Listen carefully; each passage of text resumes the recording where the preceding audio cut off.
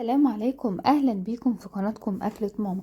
هنعمل بقى مع بعض النهارده كده وصفة خفيفة كده ولطيفة بالفواكه، طعمها تحفة تحفة تحفة. هنعمل النهارده كريم كراميل بالعنب بقى، وميكس الفواكه اللي موجودة دلوقتي. عندنا مانجا، عندنا تفاح، الفواكه اللي بتفضليها هتضيفيها في الوصفة دي، مش هتقولك لا ابدا، وهتديكي نتيجة وطعم حلو جدا جدا جدا. نقول بسم الله ونبتدي بالمقادير. معايا اول حاجة علشان اعمل الوصفة الخفيفة دي وسريعة جدا، مش هتاخد مننا وقت خالص. معايا كوبايتين من اللبن، هضيف عليهم باكو من الكريم كراميل، ومعلقتين من النشا. السكر طبعا حسب الرغبة، لو بتحبي تضيفي سكر تمام، مش حابة وتكتفي بسكر الكريم كراميل مع الفواكه برضو براحتك خالص، مفيش اي مشكلة. معلقتين النشا هيساعدوا كمان قوام الكريم كراميل ان هو يجمد اكتر كده ويبقى معانا. هو طبيعي القوام بتاعه جامد، بس ده هيجمده ويخليه متماسك اكتر. وهضيف طبعا فانيليا، ودي طبعا برضو حسب الرغبة. هقلب بقى الكلام الحلو ده وارفعه على النار. اول بقى ما يبتدي يغلي كده ويتقل معايا كأني بعمل كريم كراميل عادي او مهلبية، فخلاص كده هرفعه من على النار. وعلى ما يبرد شوية هكون انا بقى جهزت عندي ممكن القارب بتاع التوست، او لو مش متوفر ممكن زي ما انا عملت كده علبة لبن او علبة عصير هنفتحها. المهم يكون حاجة شكلها اسطواني كده تدينا شكل لطيف في الاخر. وهبتدي بقى ارص كده فيها العنب بتاعي.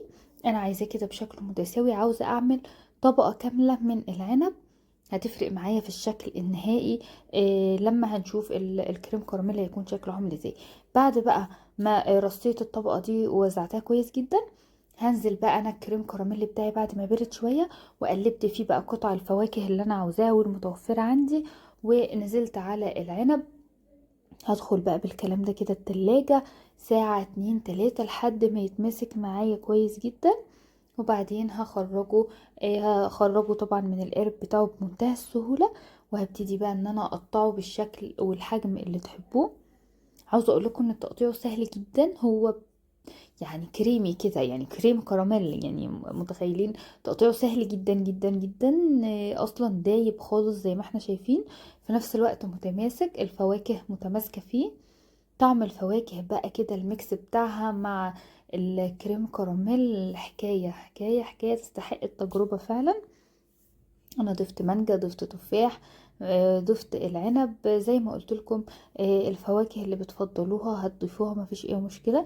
لكن ده طبعا موسم الفواكه دي فمتوفره كويس جدا وموجوده في اي مكان نقدر ان احنا نستخدمها. يعني عايزاكم بس تتخيلوا معايا كده ميكس الكريم كراميل مع الفواكه في الحر كده ممكن يكون طعمه عامل ازاي. يعني حاجه كده حلوه ومتدلعه يعني. اتمنى ان انتم تجربوا الوصفة، واتمنى لو عجبتكم ما تنسوناش باللايك وشير وسبسكرايب للقناة وفعلوا زر الجرس عشان يوصل لكم كل جديد من قناتكم اكلة ماما. واشوفكم فيديو جاي، سلام.